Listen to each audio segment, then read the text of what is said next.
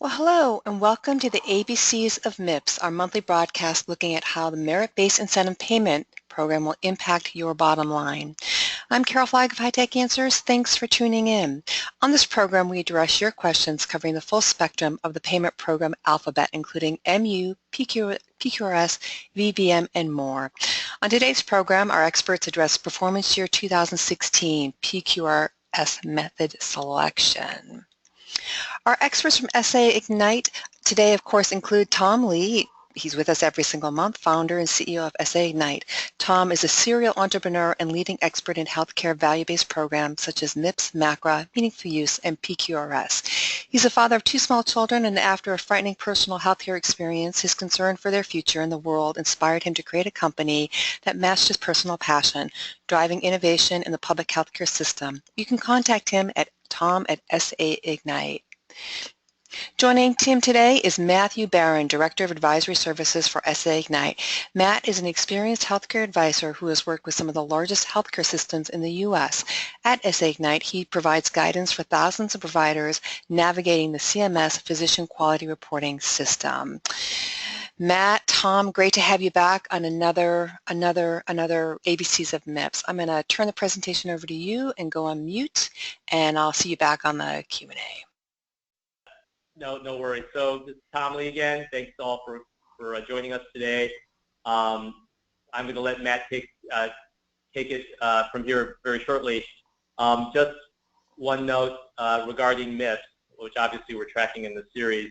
You know, we're hearing more signs that it is getting more and more imminent that the draft MIPS rule will come out soon, and we will be gearing up to do a deep dive analysis of that and kind of distill it and reflect it all back out to you all. So please stay tuned for that in upcoming webinars and other content that we're creating out there on our website and other places. So with that, I'll hand it over to my fine colleague Matt here, and he will talk about method selection. Matt? Excellent. Thank you, Tom. Thank you all for joining us today. So the first question that we really wanted to start with was, why should you reevaluate your PQRS method selection every year? Fundamentally, the method rules change every year. We saw QCDR, the Qualified Clinical Data Registry, expand into the GPRO space this year. The rules change. As a consequence of the rules changing, the decision-making process for method selection can change as well. We're also talking about 2016 as a dress rehearsal for 2017. January 1st of 2017 is when MIPS kicks into gear, and with that right on the horizon, and the additional complexity that will be born out of a single program to manage all of this quality work, and the continuance of this transition from a pay-for-reporting environment to an actual pay-for-performance environment.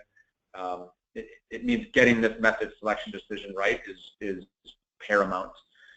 Further and finally, the vendor solutions are always evolving, so these changes directly impact which method is best for your organization. We'll speak into a bit more detail about the types of vendors that we're specifically referring to, but you can think about how different registries offer different registry companies offer different types of measures that they support as just a simple example.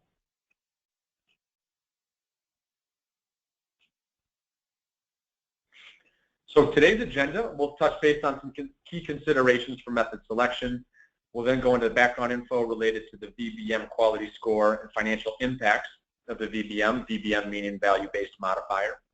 And then we'll speak about complexities, both related to the PQRS method selection as well as the measure selection processes.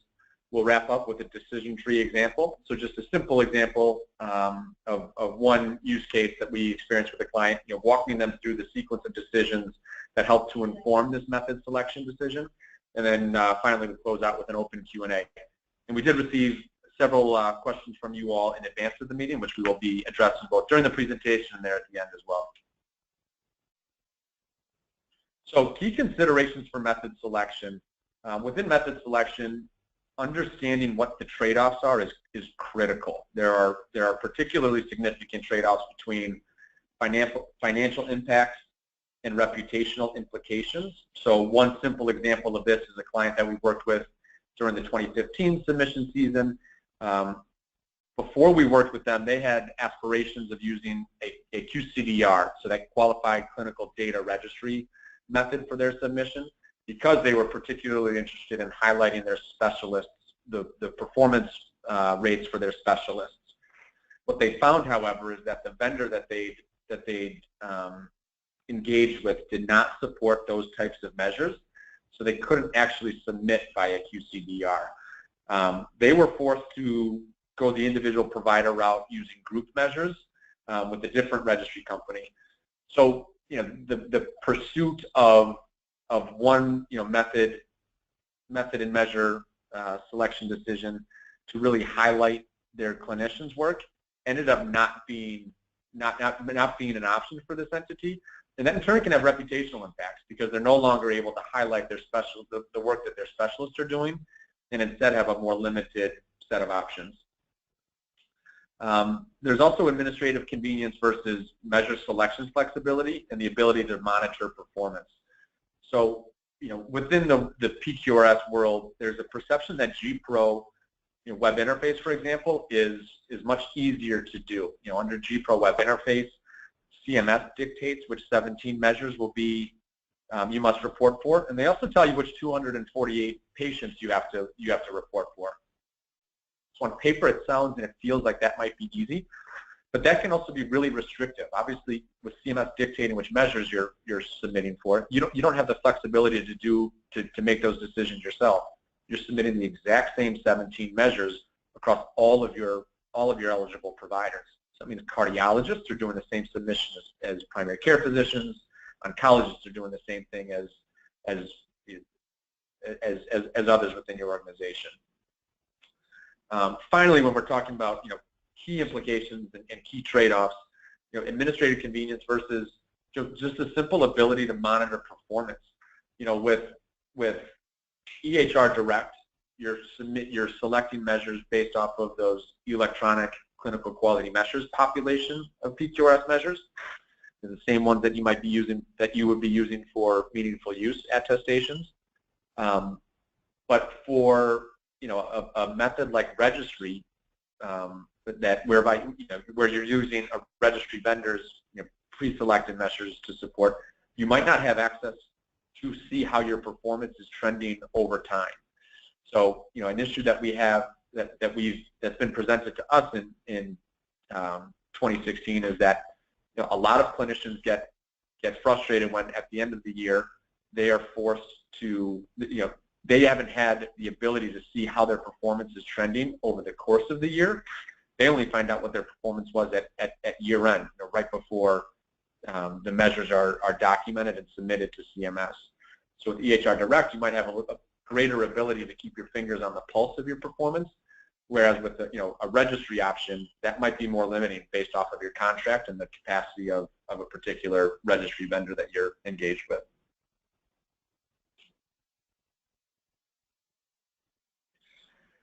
So with those trade-offs in mind, we want to take a step back and you kind of touch on background info related to the VBM quality score. Now, this session is primarily focused on PQRS method selection, so we have that box highlighted. But there are other inputs into this VBM quality score, that VBM quality score being the number that's reflected on your QRUR. And those are the PQRS and CAPS measure values, CMS calculated measures, you might hear the term CMS 1, 2, 3, and then also the VBM measure benchmarks. So those inputs get fed into this black box with CMS, where the VBM algorithm is contained, and the output of that is your VBM quality score. This stuff is really important. You have the opportunity within the PQRS VBM world of going the individual provider route or the GPRO route, and then below that sort of method selection decision are the reporting mechanism choices that you have, right? The registry, the web interface, the EHR Direct. We worked with a client in 2015 who saw a 1.7 point difference between their estimated VBM quality score under GPRO and their score under IP. So depending on your specific organization, your GPRO score could be higher or lower than your IP score. For this particular client, they could have feasibly had a negative a score that fell in that penalty zone, But because we were able to work through all of their potential combinations and options with them, we were actually able to identify which mechanism was best for them, which pulled them out of that penalty zone and into this neutral zone. The neutral zone being the range of from -1 to 1 on that VBM quality score front. So a quick comment here is that under PQRS and VBM, there is this huge area of neutral zone whereby you won't be penalized, but you're also not receiving that incentive bonus payment. Under MIPS, CMS is going to draw a line in the sand, and you're either going to be below that line and paying a penalty, or you're going to be above that line and receiving an incentive payment, a bonus payment. Your distance from that line is going to dictate how much you're giving back or how much you're receiving. So it's really, really important to think about your method and measure selection and get it right, because for every 10th of a point, every 100th of a point, that can have real impact on your revenues.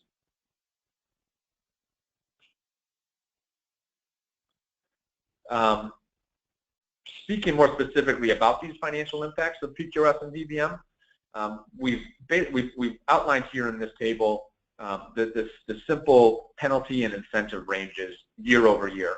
So one of the questions that we received here, and this is a good slide to illustrate it, is the difference between the performance year and the adjustment year. So on line 1, you can see here, for 2016, we're still operating under this PQRS and VBM environment. Your performance year is of 2016, the year that we're currently in right now. CMS will be gathering performance data over the course of the year or parts of the year, analyzing your data, determining your performance relative to a CMS-determined national peer group. They will then give you a score, and based off of your score, you will either you could feasibly be receiving an incentive payment or a penalty. That incentive payment or a penalty is a percentage addition or percentage subtraction to every one of your Medicare Part B transactions in the adjustment year. There's a 2-year lag between your performance year and your adjustment year. So this up to -4% penalty or up to +4% times the X incentive will be realized in 2018 for 2016 performance. When we're speaking about the actual penalties and incentives, there's a critical difference here that we want to point out. So that it looks pretty similar, right? There's a -4% penalty and then a +4% incentive. On the positive side, there's also what CMS refers to as multipliers. And these multipliers can be earned through exceptional performance. So what's really interesting is that for performance year 2016, the high-end performers can receive up to 4%, but for exceptional performance, that can also be multiplied by a factor that CMS will determine. In 2014, that multiplier was 16. So not only did entities receive that base level adjustment of 2%, but they actually received 2% times 16. So they're receiving 32% bonus payments from Medicare for all of their Medicare Part B payments for that specific TIN in 2016. As we move into 2017 and we go from PQRS VBM as its own program and we roll into MIPS, which is going to be covering meaningful use, MIPS, clinical process improvement, that multiplier is capped at 3x. But still, you can receive up to 4% times 3, so up to 12% incentives on every single transaction in 2019. What they've also done in capping the multiplier at 3x, it might sound really limiting, but they're also adding an additional 10% bonus for exceptional performance. So you could feasibly have a 4% bonus, which is multiplied by that 3x multiplier, plus a 10% bonus. So you could feasibly, for 2017, be receiving 22% bonuses on all Medicare Part B transactions, which obviously, if you look to see what's going on in 2020, that will be 9% times 3, so 27%, plus another 10% bonus of 37% overall. So what we want to highlight here is that there are very real penalties that that need to be avoided and can really only be avoided through strategic decision making on the method selection and measure selection fronts. But there's also a tremendous amount of upside here as well. If you can nail method and measure selection and weave that into clinical processes and documentation, you can really financially strengthen your organization.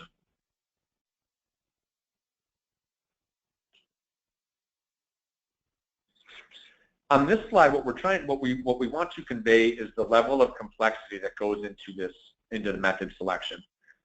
So as we mentioned, there's the basic method selection of whether you go IP or GPRO. If you want to go GPRO, that deadline is June 30th of this year. The reporting mechanism decision can follow. So as you can see, there are 6 different reporting mechanism options. There's claims, there's registry, there's EHR direct, there's data submission vendor, there's qualified clinical data registry, and there's CMS web interface. The red boxes indicate which of those reporting mechanisms you can do for GPRO. So claims, for example, cannot be done by for entities that elect to go the GPRO route. Within those 6 different reporting mechanisms, there are varying options of either going individual measures route, the measures groups route, or the non-PQRS measures route. That non-PQRS measures route being a part of the qualified clinical data registry reporting mechanism exclusively.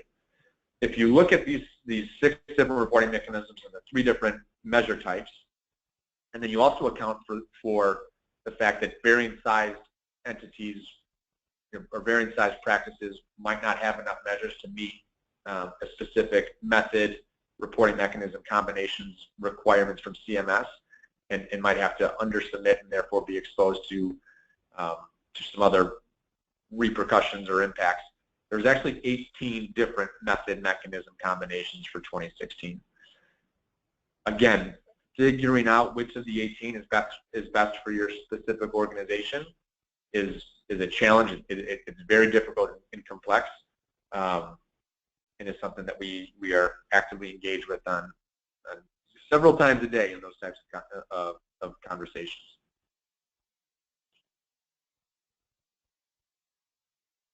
On this slide, we want to speak a little bit about PQRS measure selection complexity. You know, when you're thinking about method selection and measure selection, it's the 2 decisions can't be made sequentially. They need to be made. The 2 components are codependent. So in PQRS, there's about 298 total measures. Looking a step further, however, each of the reporting mechanisms have a different subset of measures that you can actually leverage for them. So under EHR Direct, your option set is 64 CQMs. So going from 298 options to 64 options, obviously you're more limited in which you select to submit for a particular TIM. GPRO is even more restrictive, right? That's the GPRO web interface is the reporting mechanism where CMS picks which measures you have, and they also pick which patients you report for. The registry route can have up to 280 measures, and those can be submitted either by individual measures that you select or that you work with the registry vendor to select, or through measures groups, which CMS provides. That said, not every registry company supports every one of the 280 measure options. So you can end up with a subset of a subset that can further restrict the decisions that you make.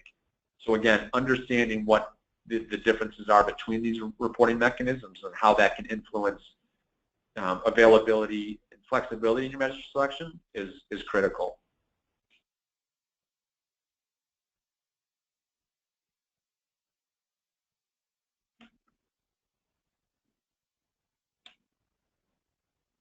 So again, we're selecting VBM scores, measures from among the different programs across both IP and GPRO. A final consideration as it relates to GPRO is whether or not your organization should opt in to include CAPS patient experience survey measures in your VBM quality score or not. So CAPS is a survey that gets disseminated to your patients. And organizations have three options. If you're at a GPRO practice over 100 patients, over 100 providers, then you have to do CAPS. But for most folks, you can either elect to not do CAPS at all, you can elect to do CAPS but not have it count towards your score, or you can elect to do CAPS and have it count towards your score. That decision adds another level of complexity to this measure selection, method selection, decision-making process.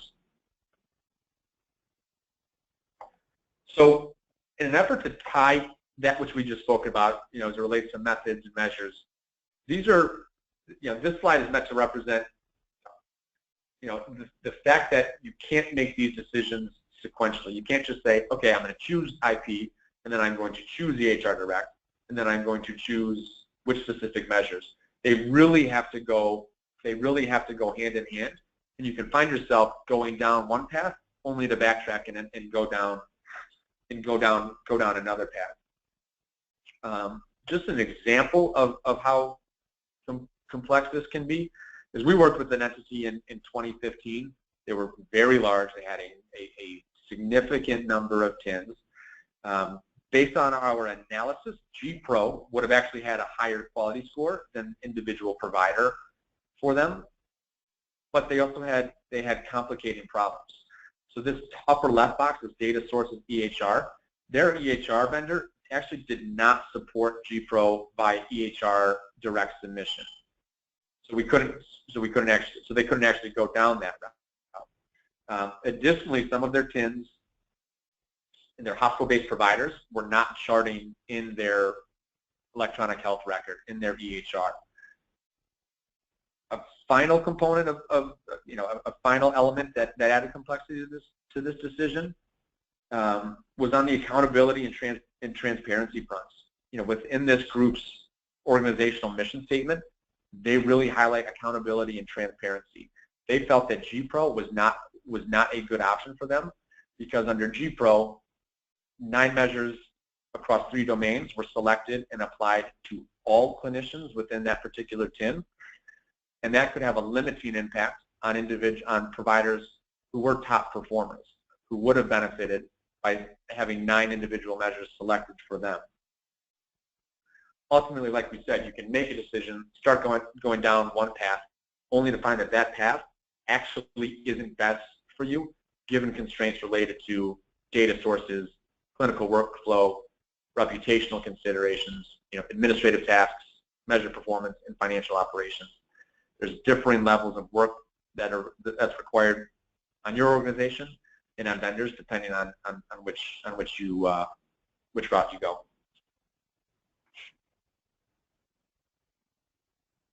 On this slide, we wanted to show you a decision tree.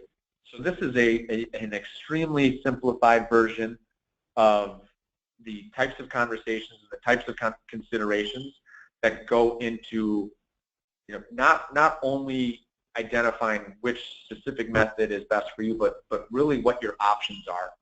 Your organization is very likely very different than this specific example that we have here. But we did want to show you an example of the decision tree. Of course, if you're interested in specific conversations related to your organization, we will happily follow up and engage with you on those types of topics. So for this entity, we first looked at it. We first looked at the method selection, right? So the GPRO versus IP. For this particular entity, the question was, how many eligible providers are within that specific TIN, and are they interested in buying CAPS for PQRS? So this group was a no, which then pushed us down to the next level, where we had to ask, does the EHR vendor support 2016 GPRO EHR Direct? So because this TIN had 100+ docs, and they were interested in buying, and they did have to buy CAPS for PQRS, the next question then is whether or not their EHR vendor can support GPRO EHR Direct. If that EHR can support it, then the question is whether or not that EHR can handle multiple EHRs per tin for part of the year. If no, then GPRO EHR Direct would have been their only option. But because their EHR actually can handle additional, it can handle multiple, because they have multiple EHRs within an individual tin for at least part of the year, then it opened up additional options for that entity to consider, including GPRO Registry and GPRO Web Interface. The decision about which GPRO Registry and GPRO Web Interface to include basically came down to that organization's comfort level with selecting their own measures. So they actually wanted to select own measures. They wanted that additional flexibility, which basically would preclude them from GPRO Web Interface. So taking a couple steps back, considerations that go into the multiple EHRs front is whether or not you can actually merge your data across EHRs. For some entities, that's relatively easy, but for the vast majority, it's very difficult. You really have to be sure that you're not duplicating any patient accounts, that there's no redundancy in your measured data, because the risk of audit is hanging over your head for up to 7 years. What we ultimately want, our foundational interest in this exercise is to figure out which method positions an organization for the highest VBM dollars. How do the data extraction costs compare? Fundamentally, what measures and method do my EHR support? We have a lot of free PQRS, VBM, and MIPS educational resources on our website. If you just go to essaignite.com, there are many buttons, many tabs and links that can give you this information. So I'd encourage you to check it out if you want to learn more. And of course, if you'd like to have additional conversations, then we would be delighted to engage in those types of contacts with you.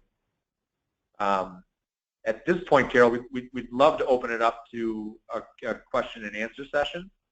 And it's for providers who participate with an ACO. What will their challenges be in PQRS reporting? This is probably a tag team one. But sure. Go ahead, Matt. Do you want to lead us off with that? Oh yeah, I can lead it off. Sure. So, great question. As many of you know, for shared savings ACOs,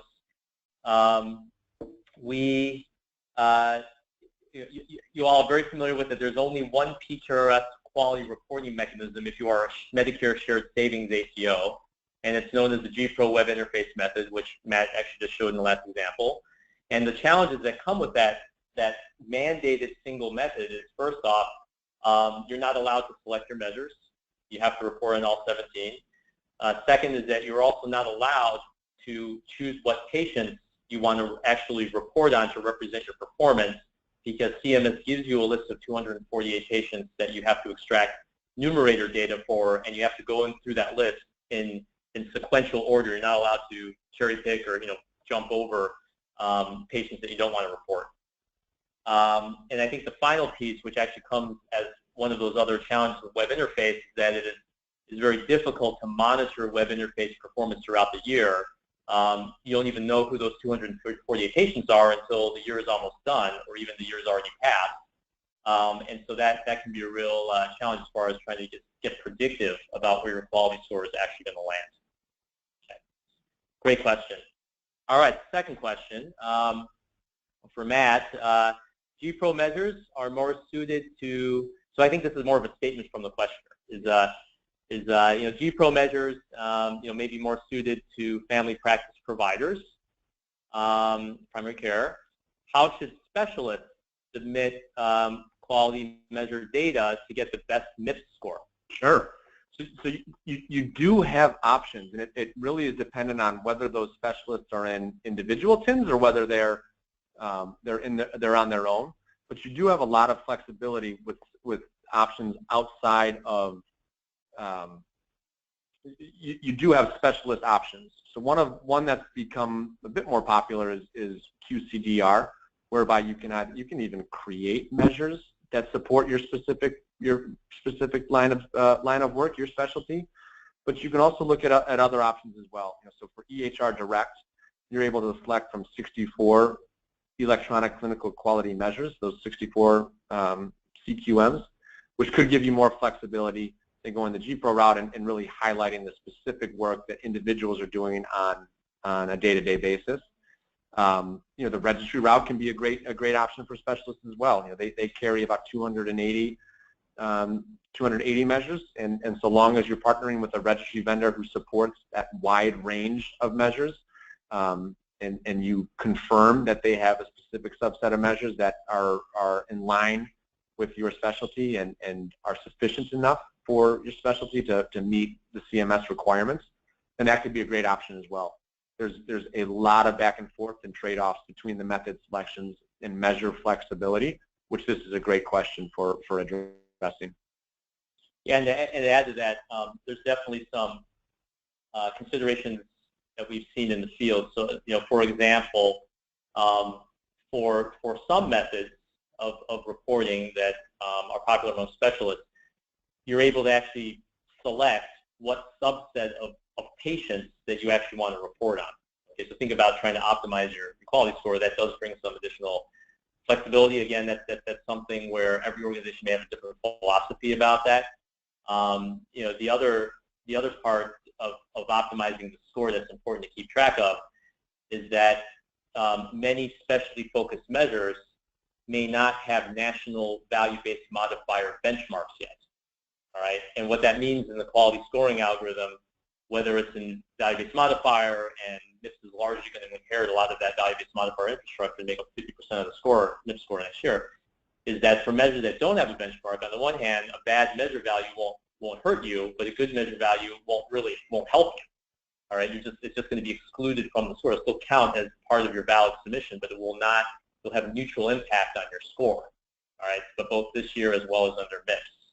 So just another thing to be aware of. So, and I think on this topic, a good extension question is, we saw several questions related to drawbacks of GPRO EHR reporting versus individual reporting. Why would you elect to not submit GPRO? Why would GPRO not provide a good result for larger practices? And I think it's a good opportunity to just differentiate between GPRO and IP at the moment. And fundamentally, the group provider reporting option looks at your entire TIN, so all eligible providers within a particular TIN, and you select the 9 measures that's best for the group as a whole, and those 9 measures then basically get pushed down to the individual, down to each provider within the TIN. If you go the individual provider route, you're basically treating every individual provider as it's almost like its own TIN within the TIN, where you're looking at their performance across all available measures, and you're selecting which 9 for that specific individual are best. And there you roll up a score for the entire TIN, but based off of the best 9 measures for every individual. So there's pros and cons, obviously, to both methods. One of the cons is that under the GPRO option, the group provider reporting option, individuals aren't maximizing their score, so your top performers can kind of get masked by the 9 measures that are selected for the group. On the flip side of that, under the GPRO option, if you have lower performers, the water level is kind of raised for them. They basically are able to ride the performance of the other TIN members.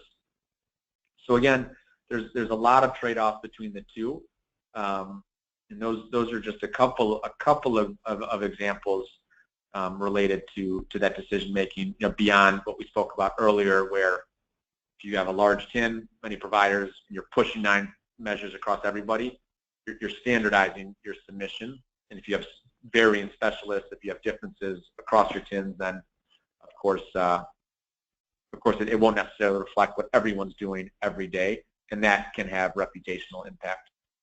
Yeah, and I'm glad, Matt, that we're pausing on this point, because obviously the GPRO declaration deadline to CMS is June 30th. That's the most immediate deadline in this whole PQRS life cycle throughout the rest of the year and into the submission season.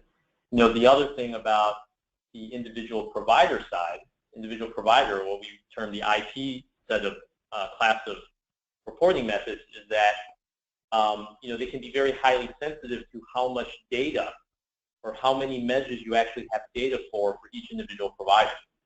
So if, for example, you are using EHR Direct and you're using CQMs, you have 64 CQMs, and maybe let's say your EHR vendor supports 40 of them, then it doesn't mean that each of your individual providers will have 40 measures worth of data. You know, think of the specialists that may have a slightly different workflow where data capture has not been optimized, they're using pre-text notes, or it's the documentation being delegated and it's not fully getting done. You may have a provider that only has 4 or 5 measures that have any data at all. And then if you now are required to report that one provider, you're going to be forced to report all the measures because there's less than 9 of them. Okay, you're not going to be able to pick 9 out of 40. You're going to be stuck, and you're going to have to. When you submit, you are attesting the fact that I really at most have 5. It's still a valid submission, but you can't just take 2 out of the 5. You got to do all 5. Okay, and as Matt mentioned, there are PQRS audits that are happening now. CMS has hired at least one third party. We are aware of at least several in our experience PQRS audits that have already gone past where there was serious risk to revenue. In these cases, fortunately, they made it through, but the nature of the questions for those of you who have been through a meaningful use audit are no less rigorous than they are in the meaningful use audits that have been much more prevalent up to now. Okay, so all of that would be enforced by audit as well, whether you're actually following the rules or not. And so the point here is that if you go for transparency, individual provider, I want my 5-star rated providers out there on Physician Compare from a consumer-facing standpoint, understand that then you really have a larger burden to either go to those lower performing providers and say, okay, we're putting everyone out there, but we really need you to give us more choice as far as measure data that we can pick from for you to make sure that you're going to be able to be viewed in a very optimal way. And if there's pushback there, then it brings back to exactly what Matt said before about, okay, well, are we really ready to move away from GPRO? Are we really ready to go with that level of transparency? Maybe, maybe not. If there's the pushback, there's also cases we're familiar with where organization will just go right ahead with individual provider, and there may be a couple of individual provider outliers out there, and they may not even be reported, and they eat the penalty, or those providers have a huge amount of peer pressure to get their act together in one way or the other, whether it's their fault or not, to basically make them look much better from a Medicare point of view, and that can actually be an interesting tool to use to just motivate change generally. All right, and this is really important as MIPS gets closer, because as Matt mentioned, with MIPS, every point counts. There's no safe plateau there in the middle where you can hide and just be neutral. All right, the neutral area is basically a single dot on that performance line. All right, so doing good on time here. We've got a whole bunch of other questions. No, we're not going to get to all of them, so we will certainly look forward to email follow-ups and so on. And I think on the slide deck, if we have, do we have the final slide showing, Matt? Could you bring that up so I'll make sure that our email addresses, okay, perfect, they're all there. And feel free to reach out certainly to Matt, Matt directly. I think you can go back one slide. Oh, okay, good. All right, so next question is, okay, we only see Medicaid pediatric patients. Are we included in this? And I think this is with respect to PQRS value-based modifier and MIPS. So Matt, do you want to talk about kind of like the Medicare dependency here for the VBM and the MIPS side? Just this question right here.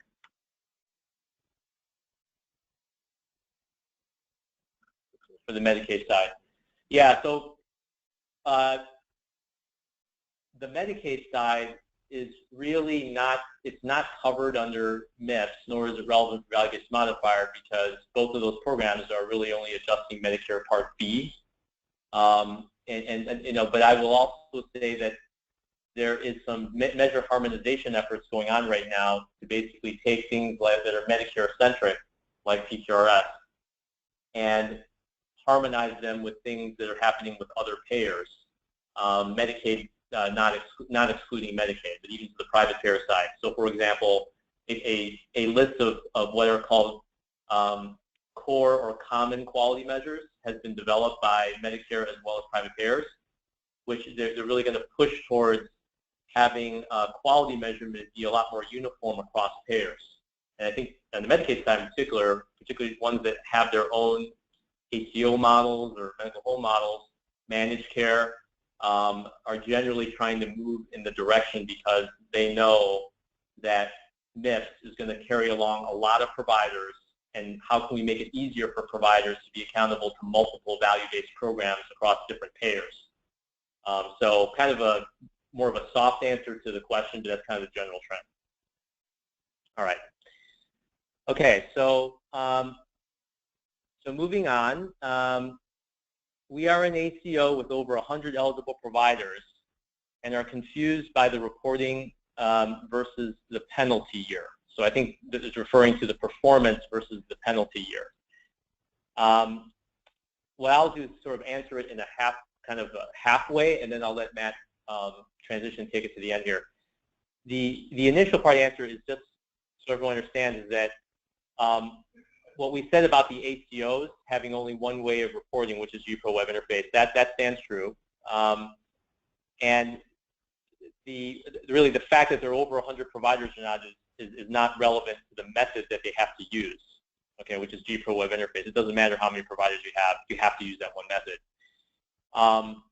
The part where it really links to what Matt talked about today is that in this performance year of 2016, whereby the penalty year is 2018, for the value-based modifier program, the value-based modifier program this year also applies to shared savings ACOs.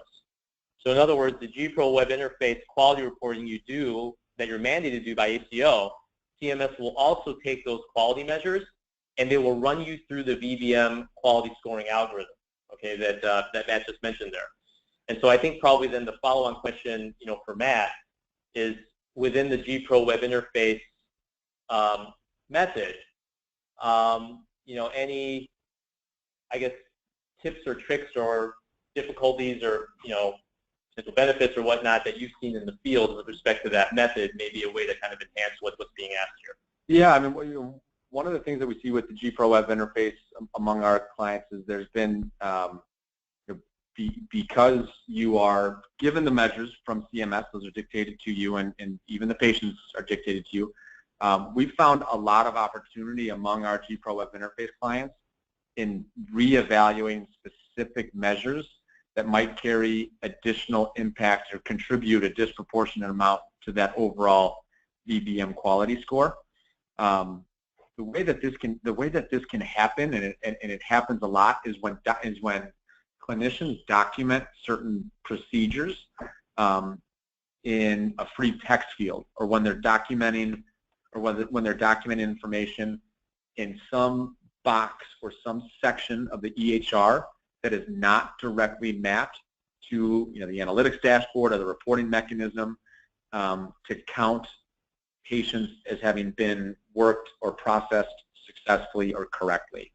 So it results in a tremendous amount of administrative work to re-review individual patient accounts and really scour the patient record for indications and documentation related to appropriately working a patient. One measure, for example, could be documentation of a follow-up plan. Perhaps the documentation of a follow-up plan was written by a clinician in a free text field when it was supposed to have just been a simple checkbox for that particular, for that patient's particular condition or diagnosis. All right, great. So next question, or really it's more of a request, is please discuss the impact of selecting CAPS for PQRS as a replacement for 3 measures. Sure. So the most common requirement from CMS is to select 9 measures across 3 domains. If an entity elects to, and as we mentioned before, when it comes to CAPS, organizations have 3 options, right? They can choose to not submit, they can choose to hire a registry vendor, distribute CAPS for PQRS surveys to patients, and not submit those results and have them count towards the VBM quality score, or they can hire a vendor, send out the surveys, and then have the results contribute to the score. If you elect to do CAPS for PQRS, you no longer are selecting 9 measures, you're only selecting 6 measures. So depending on your performance, both across your measure set and on the CAPS for PQRS front, which primarily is a measure of patient engagement and satisfaction with their overall treatment and processes of the hospital, you can have significant swings on the overall score. In this current environment, in this current year rather, there's a huge neutral zone between that -1 and 1 score, whereby you can avoid penalty and incentive payments by being somewhere in the middle. But under MIPS, that middle zone is going to disappear. So the consequences of including CAPS for PQRS or not will have very immediate impact on the finances of an organization. There's also some additional practical considerations around CAPS. So first of all, a certified CAPS vendor is not allowed to give you the CAPS measure value results before they give them to CMS. And actually CMS will not tell you those CAPS measure results really not until you get your QRUR report, all right? And I think there's a reason why that is that they don't, CMS doesn't want CAPS vendors to be unduly influenced by their clients before CMS has a chance to see the data, all right? So there is a performance monitoring limitation around CAPS that you should be aware of, that is kind of the nature of the beast, but there may very well be other ways, ways you can kind of proxy that, which is kind of what other types of patient experience measurement mechanisms that are not exactly the CAPS for PQRS exercise. The other part is that CAPS for PQRS has historically not really opened up for execution until late in the year, where CMS says, okay, you can't even become certified to be a CAPS vendor until the second half of the performance year that we're in. And then they all have to start giving their surveys at around the same time because they want to make sure enough of the year has gone past. That can also have some implications about understanding how you're going to do. Then the final piece is that all the CAPS measures are in one quality domain, and if you have no other measures in that quality domain, it's basically being determined by your CAPS scores exclusively. All right, and I forgot the exact title of that particular domain. We'll look it up. I think it is actually it might be the patient engagement, patient experience one. Yeah. We actually, is Beth out there from our team? Okay, because we just got a quick message from Beth. I thought maybe she wanted to chime in on that. All right, that was my mistake. Okay, we still have 10 more minutes left. We've got a whole bunch of other questions. Why don't we just keep moving on here? So let's move to, all right. Can you hear me now? Yes, we can. Okay. Yeah, so let me just jump in here since I've got the Q&A. I just literally just took my headset off, so hopefully there's not much reverb coming back through. Do I sound okay? Yes. Okay, great. Then I'm going to go ahead and take some of the questions from the live audience if that works. So first of all, and if you've answered this already, let me know. I know GPROs with 100 plus EPs must report CAPS, but must they also elect to include this in calculating their VBM, or can they elect not to include it in calculating their VBM?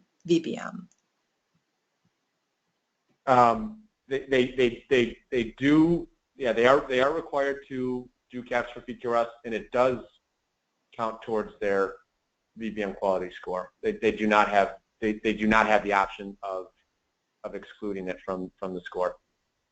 Okay. Let's see here. When a new physician comes into when a new physician comes to the work for us for the practice, do we inherit that physician's PQRS GPRO penalties and rewards as a meaningful use? I'm not sure if I'm not sure if we understand the question. Can you repeat that again? Yeah, so a new physician comes into a practice. Does the practice inherit the physician's PQRS GPRO penalties and rewards as a meaningful use, or do they not? Yeah, so this is about how PQRS payment is tied to TIN. Yeah. The inheritance TIN. first of all, I want to go back to the previous question. I just want to make sure we kind of make that really clear. So, so in past years, with respect to the inclusion of the CAPS score or not into your quality score, if you're 100 providers or more, you must report CAPS. And by doing so, you then report 6 additional measures, which are all PQRS measures. But you do have the option as to whether to include those CAPS measures in your quality score, even if you're over 100 providers. Okay, that's the way it's all historically been. I just want to make sure that we were being very clear about that. And really for this year, and it's something we're pretty heavily engaged in, the GPRO registration site has just opened up, okay, very recently, and a lot of folks, including us, are soon to go into it and go verify all of the different checkboxes and the options that you have. And it really should still be the case that you can opt in or opt out of having your CAP score, your CAP measure values included in your quality score or not. That's a very important point. Okay, so that's something to really keep your eye on. It is an additional decision. It was in one of Matt's slides there. That is an additional level of complexity on the previous one that you still have to think about. Do you want the CAPS values in part of your score or not, even if you're 100 providers or over? Okay, so make sure that's clear. We didn't send anyone on the wrong path on that. So with respect to the inheritance of performance, back to this question now. If you have meaningful use, just so everyone knows, meaningful use is tied to the NPI number from a performance and payment adjustment and incentive point of view. So if a provider moves from one TIN, one tax ID to another, we use the word TIN to indicate tax ID, if you guys haven't figured out already, that provider drags along their meaningful use history, including the reimbursement impacts from one organization to the other. Okay, but with PQRS, it's different, because if you have a GPRO, let's say your provider's in the GPRO TIN right now, and they move over to another TIN, first off is that if that other TIN, let's say, is also a GPRO, then the provider is not going to drag along the payment adjustment that their first GPRO TIN incurred. This provider is just simply going to be part of the mix of the performance of the second TIN, okay, from the GPRO perspective.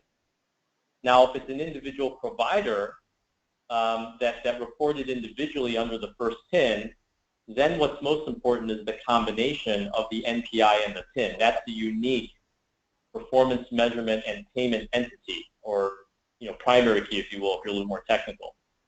And the moment that provider leaves that first organization, goes and joins another TIN, which creates a whole new NPI TIN combination, it's as if those two combinations are two entirely different providers from CMS's point of view. It doesn't matter what time of the year it happens or whatnot, and CMS will be expecting for that provider 2 submissions of individual provider data, right? One for NPI TIN Combo 1 and one for NPI TIN Combo 2.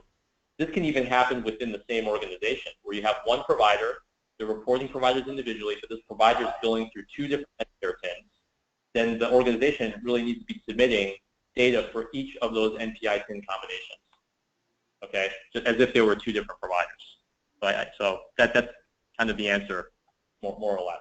Okay, along the lines of your TIN, your tax ID number, if your TIN is under an ESCO, would a provider be required to register as a GPRO? Interesting. So for those of you who, I'll take this one because I just spoke at the Renal Physician Association. This may very well be one of the kind folks in the audience that hosted me out. And that's, and I can't remember what the actually stands for, but it's basically kind of like an ACO, accountable care model, but it is really specifically for the nephrology and the renal community. Okay, and there's a whole other structure. I'm not an ESCO expert, but there's a whole other structure around that. It's obviously on the list of consideration to be deemed an alternative payment model under MACRA that we'll see in the draft rule, which would then net, if it were qualifying APM, it would then a 5% annual bonus, and they would gain an exclusion from having to do MIPS at the same time. All right, for the most part. Okay, so that's what an ESCO is. Could you repeat the question again? Because I actually forgot the question in my Yeah, no worries. So basically, if they're part of an ESCO, do they also do a they also do a GPRO? I mean, are they exclusive? I think is what they're asking.